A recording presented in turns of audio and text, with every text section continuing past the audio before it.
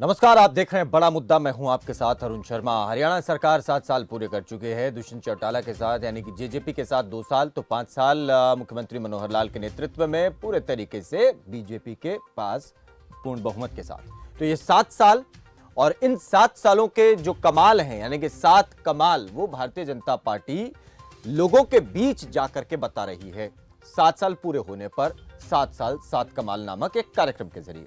तो दूसरी तरफ विपक्ष निशाना साध रहा है कि प्रदेश में महंगाई चरम पर है, प्रदेश का पूरे देश में ही महंगाई चरम पर है, बेरोजगारी चरम पर है, अपराध चरम पर है। ये तमाम तरीके की बातें जो है वो की जा रही हैं, लेकिन क्या वाकई इस तरीके की परिस्थितियां बनी हुई हैं, और क्या वाकई 7 साल में 7 कमाल हुए हैं?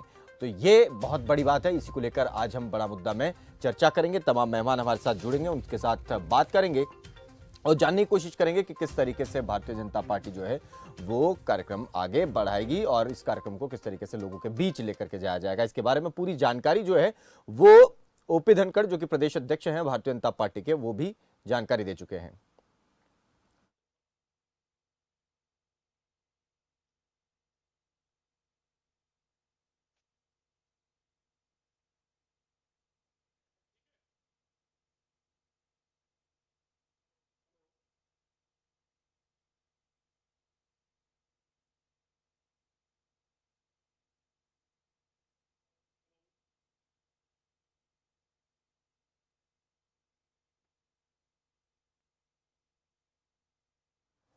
तो आज प्रेस कॉन्फ्रेंस करके पूर्व मुख्यमंत्री भूपेंद्र सिंह हुड्डा ने ये आरोप भी लगाया कि सरकार जो है वो सही दिशा में काम कर नहीं रही है और 7 साल 7 कमाल नाम से कार्यक्रम जो चला रही हैं उस कार्यक्रम का कोई मकसद नहीं है। तो ये बातें जो है वो कही गई हैं। तो पूर्व मुख्यमंत्री ने इस मौके पर एक पीसी भी करी थी। उन्होंने क्या कुछ कहा था, पहले एक बार वो सुनवा देते हैं, फिर हमारे मेहमान तब तक जुड़ेंगे, उनसे भी आपका तारुफ करवाएंगे और चर्चा आगे बढ़ाएंगे। दावे के साथ कह सकते कोई उपलब्धि नहीं है, बिल्कुल विफल सरकार है।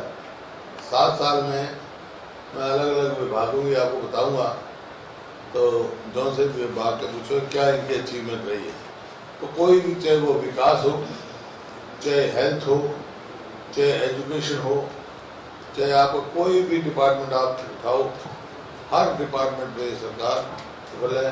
क्राइम बहुत तेजी से बढ़ रहा है। जो ईज ऑफ डूइंग बिजनेस करते थे ये, वो भी फिसल के 13वें नंबर पे आ गया।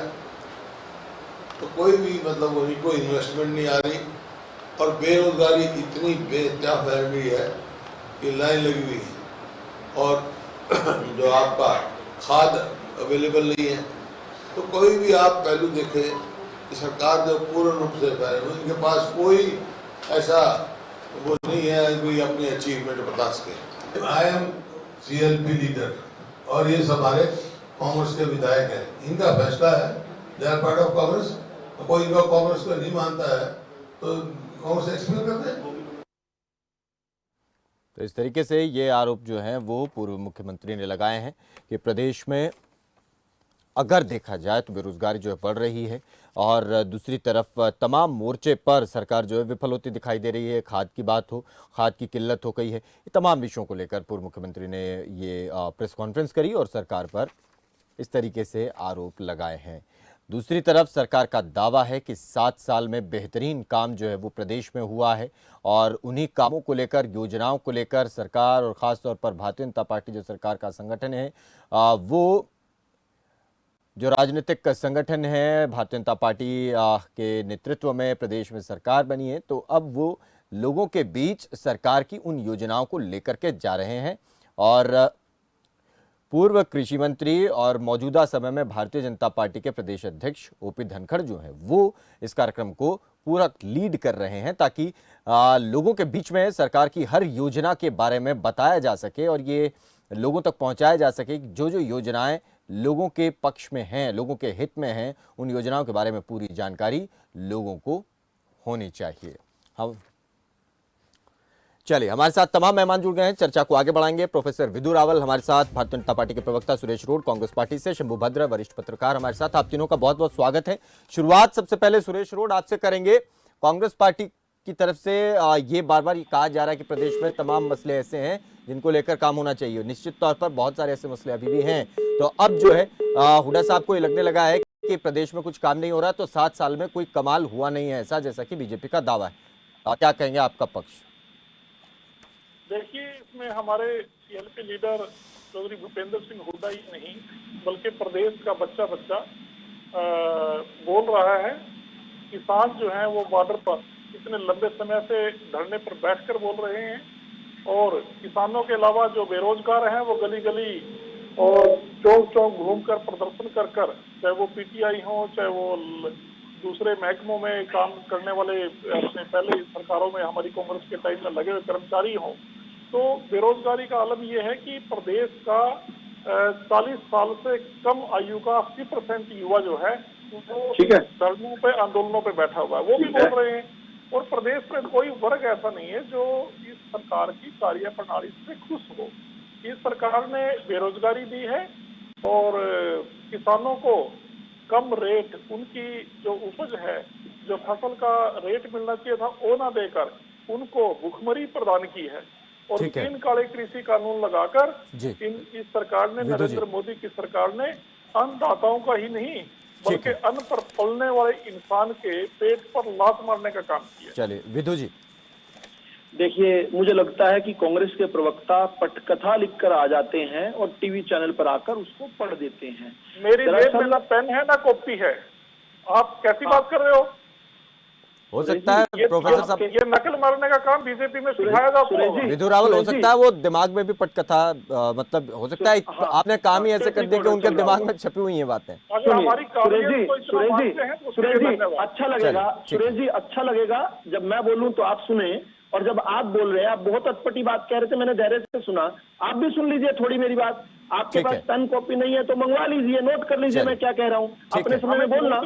चलिए ठीक है, आप बोले। नहीं, आप बीच में ना बोले ना। चलिए विधु जी आप बोले, विधु रावल आप बोले। टिकट सीखिए थोड़ा सा, विधु रावल सीखिए। चलिए विधु रावल आप बोले, आप बोले जी। मैंने जहां से शुरू किया कि ये लगातार झूठ की पटकथा है।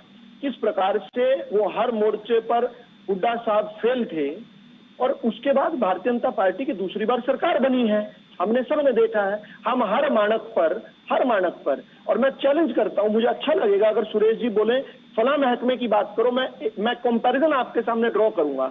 अगर इन्होंने खेती की अब तक बात कही है, मैं बताता हूं आपको। आज हरियाणा एकमात्र ऐसी सरकार है जो कि 23 लिस्टेड फसलों में से 11 फसलें एमएसपी पर खरीदती है। हरियाणा एकमात्र सरकार है। कांग्रेस की भी बच्ची कुची 1-2 प्रांतों में सरकार है, ये लोग एक भी फसल नहीं खरीदते, यहाँ पर आकर भाषण झाड़ते हैं। अच्छा, कांग्रेस की पड़ोस में सरकारें रही हैं, पंजाब में है, राजस्थान में है, वहां फसल के मुआवजे का ये मुआवजा 1 एकड़ का ये 6 से 8 हजार रुपए देते हैं। हरियाणा की भाजपा सरकार देश में सबसे ज्यादा 12,000 देती है। जब हुड्डा साहब खुद गए थे 2014 में, सत्ता से गए थे, तब ये 6,000 दिया करते थे केवल 1 एकड़ का मुआवजा। हमने उसको दुगना कर दिया। पर कैपिटा इनकम की बात करते हैं, ये 1,35,000 थी हुड्डा साहब के समय, आज जो है 2,40,000 के करीब है। किस प्रकार की बात करते हैं? पर्ची और खर्ची तो इन्होंने अपना रुतबा बना लिया था। पर्ची और खर्ची के बगैर इनके यहाँ नौकरी नहीं लगती थी। ये 10 साल में केवल 62,342 नौकरियां देकर गए हैं। मेरे भाई सुरेश प्रवक्ता भी अपनी बारी जब आएंगी इसको डिस्प्यूट कर दें। हम अभी 7 सालों के अंदर 1,05,000 के करीब हमारा आंकड़ा पहुंच गया। हम इनसे लगभग दुगने। अभी पूरा करने दीजिए, एक बार पूरा करने दीजिए मुझे। इन्होंने जो विषय, और चलिए मैं इनको याद करवाना चाहता हूं सुरेश मेरे भाई को, कि ये लोग 2-2 रुपए का, 2.5 रुपए का जब फसल का खराबा होता था तो चेक बांटा करते थे। आज हरियाणा के अंदर किसी को 200, 300, 400 का भी अगर कुछ चेक आया, उससे कम भी आया तो बताएं। हम लोगों ने 8,000 करोड़ जो है फसल के खराबे का हम बांट चुके हैं 7 सालों में। आज तक के हमारे से पहले के इतिहास में 1966 जब से हरियाणा बना तब से लेकर 2014 तक टोटली 3300 करोड़ बटा था। हमने दुगने से भी ज्यादा इन 7 सालों में किसान को दिया है। किसी विषय पर तो बात करें, थोड़ी कल्पनाओं पर बात करें। सुरेश जी, इस तरह अच्छा थोड़ी लगता है। सुरेश जी देखिए, ये शायद मेरे साथ पहली बार डिबेट में आए हैं। पटकथा लिखने वाली बात, चोर की दाढ़ी में तिनका, ये पहले ही रट के आ रहे थे। इन आंकड़ों की जरूरत नहीं है। किसी भी बॉर्डर पर नरेंद्र आप मोदी का बताइए, आप कोई एक विषय बताइए, मैं आपके साथ उस पर डिबेट करने को तैयार हूँ। आप कोई एक आंकड़ा बताइए। चलिए बारी बारी से एक बार सुरेश जी आप भी। केवल केवल हाँ, अपनी बात सुरेश बताइए, आप सुरेश जी कोई बात, आंकड़ा बताइए। सुरेश जी को मुझे बात बताइए करिए। कि आप फला महकमे में हमसे बेहतर थे, चलिए एक महकमा बताइए। ठीक है सुरेश जी नाम बता मेरे दीजिए, को एक महकमा बता बताइए। दीजिए मैं सुरेश जी मैं बता सामने दीजिए, रखूंगा। सुरेश जी बता बताइए, दीजिए, एक बता महकमा दीजिए। बताइए। हाँ वो बता रहे चलिए। हैं, बता रहे हैं, सुरेश जी बताइए। मैं ये बताना चाहता हूँ कि विनाश काले विपरीत बुद्धि, मुआवजा देना, एमएसपी के ऊपर फसल खरीदना या प्रॉपर रेट देना, एमएसपी का रेट देना, दोनों में बहुत फर्क होता है। अरे आप विनाश काले आपने कितने दिया MSP? करोगे पहले। सुरेश एक बार सुरेश जी, एक बार यार बोल लेने भाषण ना देते, एक दीजिए, बार बोल लेने आंकड़ों देते, पर बात करते हैं आज। बोल लेने देते ना एक आंकड़ों पर बार। बात करते हैं। अभी आपने 10 साल में कितने विदु रावल, MSP अभी पर आप कितना विदु खर्च किया? विदु जी अभी आप ही कह रहे थे, अरुण जी, एक विदु जी मिनट अभी आप ही कह रहे थे कि जब वो बोले तब आप सुनेंगे, आप बोलेंगे तब वो सुनेंगे, अब आप ही बीच में बोल रहे हैं, है ना ये। सुरेश जी सीजन कैंपेनर है। नहीं नहीं मैं आंकड़े की सर, बात करना अब चाहता हूँ आज मैं इनसे। केवल एक बात 10 कर रहा साल हूँ में ना, अभी उन्होंने क्या आप दिया? सर अभी आप ही कह रहे थे ना कि जब वो आप बोल रहे हैं तो वो बीच में ना बोले, तो अब एक बार ठीक है, होने देते हैं ना बात ठीक है, पूरी। ठीक है, आपने ही ठीक कहा था, ये आपने ही टिकट बताया था। सुरेश जी बात पूरी करें। नीरज जी, आप पर्सनली ना लें और इस बात को आप कोई प्रेस्टीज का इशू ना बनाएं। ये जो सच्चाई है ये कभी नहीं छिपेगी और इस पे आपके ऊपर कोई बिजली नहीं गिरेगी। अगर आप सच यहाँ मान भी जाओगे तो नरेंद्र मोदी जी को भी माननी पड़ेगी, ऐसा सिर्फ मनोहर लाल खट्टर नहीं, जी को झूठ भी क्यों माननी मानेंगे? पड़ेगी। आप आप आंकड़े से हमारा कंफ्यूज विरोध कर रहे हो कीजिए तो ना, आप उनका आंकड़ा नुकसान कर दीजिए। रहे हो। आप जो धरातल पर सच्चाई है उसको आपको कबूल करना नहीं, चाहिए। नहीं, सच्चाई चलिए। जो आप बता रहे हैं वो नहीं ना। चलिए आंकड़े से ठीक है, बताइए सच्चाई। ये एक पॉइंट है कि भाषणबाजी नहीं। धरातल पर देखिए, इसमें एक चीज तो है प्रोफेसर विदु, आप भी इस बात को मानते होंगे निश्चित तौर पर कि जो गैस का सिलेंडर आज 900 रुपए से ज्यादा में मिल रहा है, 902 रुपए में मिल रहा है ना, ये इस बात के सामने तो कोई भी ये तो कह नहीं सकता कि ऐसा बिल्कुल नहीं है ना, ये तो हर कोई खरीद रहा है। अरुण जी जवाब दूसरी लीजिए, जवाब लीजिए। मैं लूंगा सर, मैं लूंगा सर, मैं लूंगा, मैं लूंगा सर। पेट्रोल आज ही 105 रुपए से ज्यादा पे भरवाया सर, 105 रुपए 38 पैसे से ज्यादा पे आज ही पेट्रोल भरवाया है। अरुण जी, आप अगर सवाल करेंगे तो मुझे जवाब देने दीजिए। हाँ चलिए आप दीजिए। गैस सिलेंडर की बात दीजिए। रैली थी निजामाबाद में। हाँ राहुल गांधी जी जो इनके सर्वोच्च नेता हैं, उन्होंने खड़े होकर जनता से पूछा कि 6 सिलेंडर एक साल में देती है मनमोहन जी की सरकार, इसको नो कर दे क्या? हाँ। जनता की तरफ से आवाज आई, नो कर दिए। अब 1-2 महीने बाद रैली की, उसके बाद कहा इसको 10 कर दे क्या? आज क्या 9 या 10 या 6 सिलेंडर मिलते हैं क्या साल में? आज कोई सिलेंडर की लाइन आपने देखी क्या? दूसरी आपने पेट्रोल की बात कही है, एक बार जल्दी जल्दी मुझे जवाब देने दीजिए। अरुण जी सिर नहीं लाइए, मुझे जवाब देने दीजिए। आपने पेट्रोल और की, मैं तो बात कुछ और कह रहा था। देश के ऊपर 10 लाख करोड़ का जो ऑयल बॉन्ड इन्होंने छोड़कर गए थे, एक इतिहास में एकमात्र अर्थशास्त्री जो उधार में खरीदता रहा और नगद में भारत की जनता को बेचता रहा, हर चीज इन्होंने उधार में खरीदी, उस उधार को तो हमें चुकाना पड़ा। आकर इस बात को अच्छा, ये बात समझ नहीं आती, आप उधार चुका रहे हैं कि कोरोना वैक्सीनेशन के लिए पैसा जुटा रहे हैं पेट्रोल के दाम से? ये जानना हमने कभी एक बार नहीं दूसरा कहा, हमने ये नहीं कहा। नहीं कहा जाता है ना, अरे सर मेरे साथ इन्हीं चर्चाओं में कहा जाता है। मैं नहीं कह रहा हूँ ये बात सर, आप नहीं, चलिए आप नहीं कह रहे हैं, मैं इस बात को मान लेता हूँ, आप नहीं कह रहे। दूसरा, आप गैस सिलेंडर की बात सर कर रहे थे, आप गैस सिलेंडर की बात कर रहे थे, ठीक है, भीड़ नहीं लगती, लाइन नहीं लगती, ठीक है, ये बात हम मानते हैं। वो डिलीवर हो रहा है, उसमें गैस 1-1.5 किलो कम आती है, उतना भी सहन कर लेते हैं। वही सिलेंडर 450 सर, वही 450 रुपए, 450 का जो सिलेंडर सर मेरी बात सर 450 रुपए का जो सिलेंडर मिल रहा था वो आज 902 रुपए में मिल रहा है। आपने कहा कि लाइन नहीं लग रही है ना, अच्छी बात है, लाइन नहीं लग रही। 450 नहीं था। अच्छा सुनिए, सितंबर 2013 में किसकी सरकार थी? यूपीए की सरकार थी। हाँ। 1020 रुपए सिलेंडर था। आप क्या बात कर रहे हैं? आम आदमी की जेब से कितना पैसा जा रहा था वो बताइए। मेरी बात सुनिए, आम आदमी की जेब से कितना पैसा जा रहा था? जो सरकार का खजाना होता है वो आम आदमी का खजाना होता है, वो अरुण जी या विधु रावल का खजाना नहीं है। बिल्कुल सही बात है। खजाने से जो भी रुपया जाता है, ये सारा मैनेजमेंट ही तो है। लेकिन मैं आपसे एक निवेदन करना चाहता हूं अरुण जी, आप जिस विषय पर बात करना चाहें, आपने 2 विषय उठाए हैं, मैं उस पर चर्चा करना चाहता हूं। बिल्कुल करेंगे, बिल्कुल करेंगे, लेकिन शंभू भद्रा, चलिए शंभू भद्रा जी भी हमारे साथ हैं। शंभू जी, मुझे, क्योंकि मैं जानता हूं आप हर विषय पर और खासतौर पर तमाम वो विषय जो जनता से जुड़े हुए हैं उसका बड़ी बारीकी से विश्लेषण करते हैं, वो अपने खुद के लिए भी करते हैं और जनता के सामने भी रखते हैं, अपनी लेखनी के माध्यम से भी और हमारे साथ कार्यक्रमों में जुड़कर भी। आप हमें देखिए, आज जो हम बात कर रहे हैं प्रदेश में, एक पक्ष ये कहता है कि बहुत बेहतरीन काम हुआ, पिछले दिनों भी हम 7 साल 7 कमाल पर बात कर रहे थे, आज फिर हम बात कर रहे हैं, अब विपक्ष भी ये सवाल उठा रहा है कि कोई काम नहीं हुआ है। इन दोनों पक्षों में जनता कहीं असमंजस में है। जनता क्या देखे, क्या बात सुनकर के हाँ भाई बहुत बड़ा 7 कमाल हो गए, या फिर यह सुने कि नहीं कुछ कमाल नहीं हुआ है? कहाँ क्या जनता देख रही है? क्या जनता सचमुच इन चीजों को समझकर महसूस करके सवाल उठाने की स्थिति में आज है क्या? शंभू भद्र, देखिए, अगर आप देखेंगे तो सरकार के 7 दावे हैं कि हमने 7 साल में 7 कमाल किया। ठीक है, वो एक जगह पे है। दूसरी जगह पे विपक्ष कह रहा है कि सरकार ने कुछ खास नहीं किया, और वो दोनों अपने अपने धर्म निभा रहे हैं, और बीच में एलनाबाद का चुनाव है। मैं 2-3 चीजों की तरफ आपका ध्यान ले जाना चाहता हूँ कि अभी आप पूरे हरियाणा की यात्रा करिए, कोई ऐसा शहर नहीं मिलेगा जहाँ पर की सड़क निर्माणाधीन ना हो, जहाँ सड़क पे कुछ न कुछ काम ना हो रहा हो।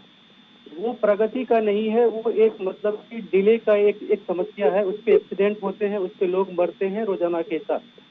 तो ये सरकार के काम करने की गति है, सरकार के काम करने का स्टाइल है। आप नौकरी को ले लीजिए, अभी बीजेपी के प्रवक्ता ने कहा कि हमने 7 साल में 1,05,000 नौकरी दी है, नौकरियां निकाली गई है, कोई भर्ती उसकी भर्ती की प्रक्रिया पूरी ही नहीं हुई, या कोर्ट में है, या परीक्षा नहीं हुई, या पेपर लीक हो गई। तो ये तो नौकरियों की स्थिति है कि आप निकालते कुछ हैं, वो भर्ती की प्रक्रिया पूरी ही नहीं होती है, लटकी रहती है। ये शिक्षा क्षेत्र में आए और स्वास्थ्य के क्षेत्र में आए, तो स्वास्थ्य के क्षेत्र में आपने देखा कि हर जगह किस तरह से कोरोना के टाइम में सरकारी अस्पतालों की हालत रही, ऑक्सीजन की तरह से मारामारी हुई। शिक्षा के क्षेत्र में आएंगे आप तो देखिए, स्कूलों में टीचर की पूरे प्रदेश में कमी है, उसको भर्ती के लिए कोई ध्यान नहीं है।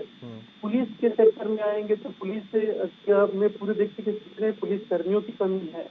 कानून व्यवस्था की जो हालत है, आज कोई भी जिला ऐसा नहीं है कि पर डे 3 से 4 कम से कम क्राइम ना होते हो, 3 से 4 लोग मरते ना हो, हत्या हो।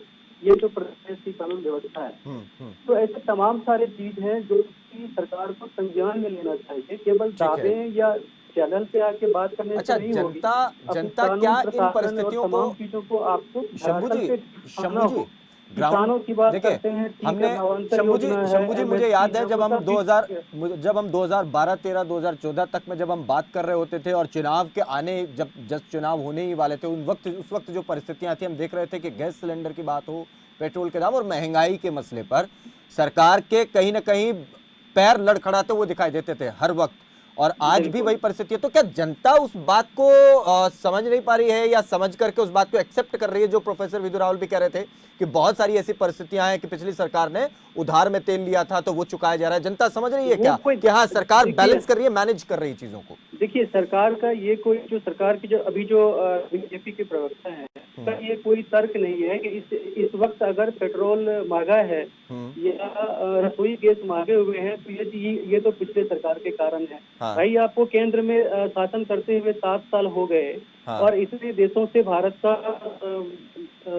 करार है करके, और जो अंतर्राष्ट्रीय बाजार में जब अंतर्राष्ट्रीय बाजार में पिछकार में, यानी कि बीजेपी से पहले की जो सरकार थी, जब क्रूड ऑयल हाईएस्ट टॉप पे चला गया था 120 के आसपास, तब भी भारत में तेल के रेट इतने नहीं बढ़े थे।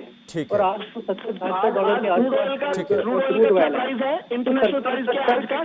ऑयल है कि पीछे गड़बड़ है, इसीलिए हम ये कर रहे हैं। अभी आपने सिलेंडर के दाम की बात की तो बोल रहे हैं कि लाइन नहीं लग रहे हैं। अरे भाई, तो पैसा ही लोगों को नहीं होगा तो कहाँ से जाएगा गैस खरीदने के लिए? इनसे पूछिए कि उज्ज्वला योजना के तहत जितने भी सिलेंडर बांटे हैं, उसमें से कितने सिलेंडर उसके अगले चरण भरा है, जिनको दिया गया है वो कितना यूज कर रहे हैं? ये तो पूछिए उनसे, आंकड़ा है इनके पास क्या? मैं दूंगा वो, ठीक है। चलिए विधु रावल, आप काफी देर से बोल रहे हैं। विधु रावल। अरुण जी, मैं बड़ा हैरान हूँ, शंभू भद्रा जी जो वरिष्ठ पत्रकार हैं हमारे, मैं उनसे हाथ जोड़कर निवेदन करूंगा कि मुझे 2-3 सवालों का जवाब जरूर दें। मतलब शंभू जी क्या सोचते हैं कि रात को एक दिन वो सो जाएंगे और अगले दिन अपने आप सड़क बिल्कुल हाईवे चमचमाचम तैयार हो जाएगा? इस प्रकार से सोचते हैं? हमारी नेशनल एवरेज दिल्ली में दिल्ली में मेट्रो का भी काम है। शंभू जी मुझे हंसी आ रही थी आप जब बोल रहे थे, लेकिन मैं बीच में नहीं बोला। देखा है आपने। मैं हंसी मैंने नोट किया। सुनिए मेरा सुनिए, आप जवाब दिए, नोट कीजिए मैं क्या कह रहा हूँ। यानी एक दिन शंभू जी अपने घर में रात को सो जाते हैं और अगले दिन जिस दिन उठते हैं उस पर हाईवे भी बन जाते हैं, लाइटिंग भी हो जाती है, पेड़ भी लग जाते हैं, शानदार हाईवे वेस्टर्न पेरिफेरल और ईस्टर्न पेरिफेरल बन जाता है, केएमपी बन जाता है। शंभू जी जरा बताना चाहूंगा 2004 से लेकर 2014 तक ये जो यूपीए की नेशनल एवरेज थी, एनएचआईए की नेशनल हाईवेज की एवरेज थी, वो मात्र 18, सुनिए पूरी बात सुनिए, 18 किलोमीटर की एवरेज थी। हम लोग 38.3 किलोमीटर प्रतिदिन बना रहे हैं। क्या बात कर रहे हैं? अच्छा, इसीलिए पेट्रोल के दाम बढ़ गए। सुनिए, अरे सुनिए तो सही है। अरे भाई साहब, अभी जहां पर पेट्रोल तक पहुंचूंगा, अभी पेट्रोल तक तो आने दीजिए। हमने हमारे देश के रक्षा मंत्री ए.के. एंटनी साहब जो कांग्रेस के थे, उन्होंने संसद के पटल पर क्या कहा कि हम बॉर्डर तक रोड इसलिए नहीं बनाते ताकि उस रोड का फायदा उठाकर चीन की सेना कहीं दिल्ली ना पहुंच जाए। ये बात संसद के पटल पर कही हुई है। कितनी शर्मनाक बात थी ये। लेकिन हमने उस बॉर्डर रोड डेवलपमेंट को इतनी तेजी से बढ़ाया। आपने देखा कि आज जब चीन हमारे यहाँ पर खड़ा होता है तो उसकी पॉइंट पर आते हैं ना सर, पॉइंट पर। चीन को छोड़िए, चीन रोड छोड़िए सर, चीन सड़क की बात नहीं कर रहे बात sir, point sir. Professor Vidu Rawal आप देखिए, मैं एक पॉइंट पर मैं अच्छा एक बार इस चर्चा से इतर एक बात कर रहा हूँ प्रोफेसर साहब, इस चर्चा से हटकर एक बात कर रहा हूँ सर। मैं रिक्वेस्ट कर रहा हूँ आपसे, मैं आपसे रिक्वेस्ट कर रहा हूँ सर, मैं आपसे एक रिक्वेस्ट कर रहा हूँ इस चर्चा से सर, इस डिस्कशन से हटकर। नहीं, बिल्कुल नहीं कर रहा हूँ सर। इस चर्चा का पूरा समय आपका सर, इस चर्चा का पूरा समय आपका है, लेकिन पॉइंट पर तो बात कर लीजिए, पॉइंट पर तो बात कर लीजिए। क्यों नहीं, हटके क्यों कर रहे हैं? पॉइंट सुनिए ना, नहीं कर रहे हैं आप पॉइंट पर। अरे भाई बात पेट्रोल गैस की हो रही थी, आप चीन के तक सड़क ले गए। आपने सड़क की बात में उनको क्यों नहीं टोका? क्यों उनको निरंतर बोले आपने?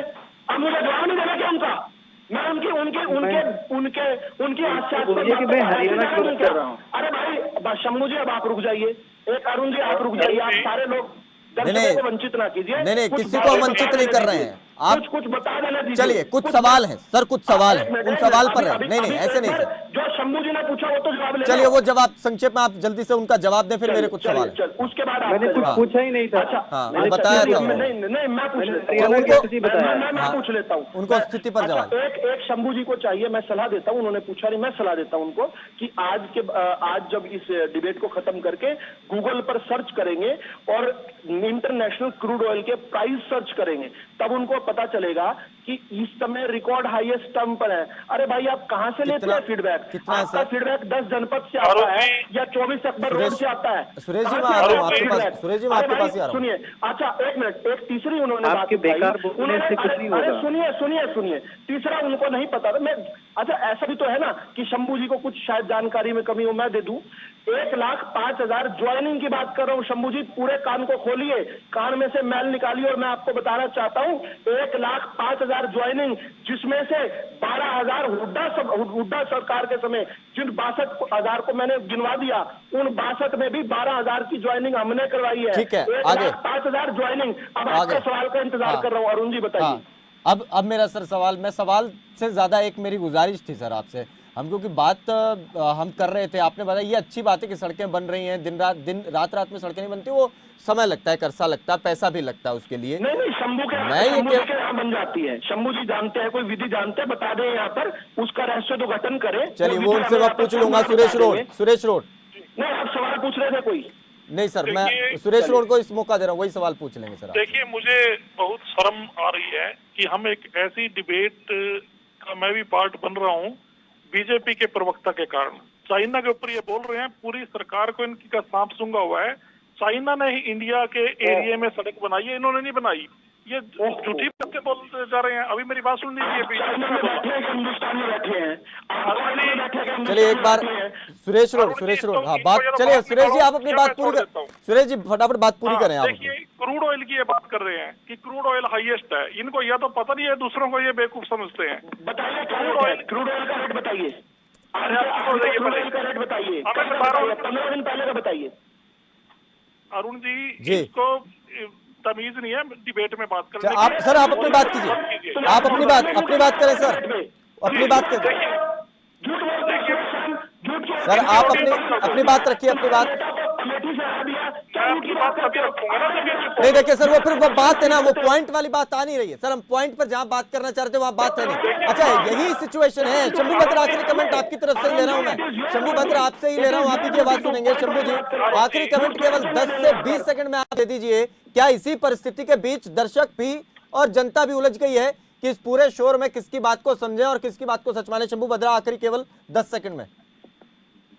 देखिए, निश्चित रूप से जनता जो है वो हकीकत को देखती है और सरकार के दावे को भी समझती है कि सरकार दावा क्या कर रही है और जमीनी हालात क्या है, क्योंकि जनता को रोज ही उन चीजों से सामना होता है। जब महंगाई का सामना करती है जनता, जब जनता पेट्रोल प्राइस का सामना करती है, तो वो नहीं देखती है कि पिछले 7 साल पहले क्या हुआ था, नहीं हुआ था। वो तो अभी के पॉकेट पे उनका असर पड़ता है। बिल्कुल सही बात। तो इससे कोई प्रवक्ता का मुंह चुरा लेना या पीछे चले जाना या किसी को नीचा दिखाना, वो उनकी अपनी कमी है और जनता के सत्य को स्वीकार नहीं करने की प्रवृत्ति है। बहुत शुक्रिया आप सभी का, बहुत शुक्रिया इस चर्चा में जुड़ने के लिए, अपना अपना पक्ष रखने के लिए। इस पॉइंट में और इस पूरे मसले में कहीं ना कहीं एक चीज समझने वाली है कि कुछ भी शोर हो रहा हो, चाहे सत्ता पक्ष या विपक्ष, दोनों के शोर के बीच में से आपको निकल करके समझना होगा और ये जानना होगा कि आपके हित में क्या हो रहा है। आप जब पेट्रोल भराने जाते हैं तब आप सोचें कि ये जो पैसा आप दे रहे हैं 105 रुपए, 107, 112, 13 जितना भी आप दे रहे हैं अपने अपने क्षेत्र में, वो पैसा आपका कहां लग रहा है? क्या आपके हित में, आपके लिए सरकारी स्कूल, सरकारी अस्पताल में वो व्यवस्थाएं हैं या नहीं? ये जरूर सोचिएगा अगली बार पेट्रोल भरवाते वक्त और गैस सिलेंडर लेते वक्त। दीजिए इजाजत, नमस्कार।